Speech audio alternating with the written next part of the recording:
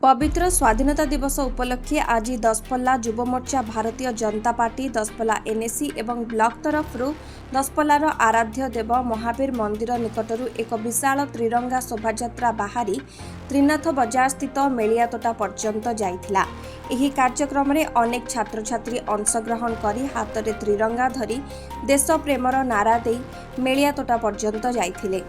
कार्यक्रम में पूर्वतन विधायक पूर्णचंद्र नायक जोग देथिबा बेले अन्यमानंक मध्यरे किशोर चंद्र दलबेहरा, महावीर मिश्र, बापूजी साहूंक समेत बहु जनप्रतिनिधि और बुद्धिजीवी सामिल थिबा जଣା पड़िथिला।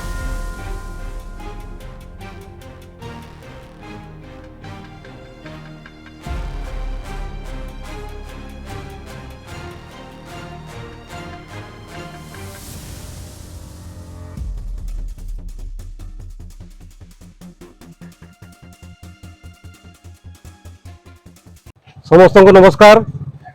आज दसपल्ला एनएसी और दसपल्ला ब्लॉक रो त्रिरंगा शोभायात्रा करा जाउतला। एही शोभायात्रा रे आपण माने देखिथिबे अनेक भाई भौणी भारतीय जनता पार्टी रो कर्मकर्ता, राष्ट्रीय स्वयंसेवक कर्मकर्ता, ब्लॉक रो अधिकारी, स्कूल छात्र माने अनेक संख्यार जोग देइथिले। आ एही जो शोभायात्रा करा जाउतला त्रिरंगा हूँ आम देशर सम्मान, आमर समस्तंकर सम्मान।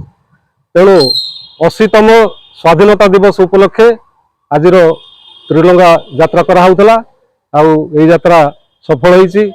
यात्रा द्वारा सबु भाई भौणीकर दसपल्लार सबु भाई भौणी उत्साहित होती, मनरे उन्माद अच्छी। देखु ये जो त्रिरंगा त्रिरंगा आम देशर अखंडता को अखंडतार परिचय दिए। आम देश में आगुरी अनेक प्रकार अराजकता होती, किंतु ता सत्वे मध्य आम तिरंगा आज यही भाव में उड़ुची। कहीं बहुत ता ऊपर बहुत बलिदान दि जाए, बहुत लोक बलिदान सत्वे आज आम तिरंगा एमती उड़ुची, फरफर होकर उड़ुची। ये तिरंगा शोभायात्रा देशर समस्त जगार होची एवं यह आमको गौरवान्वित करुची।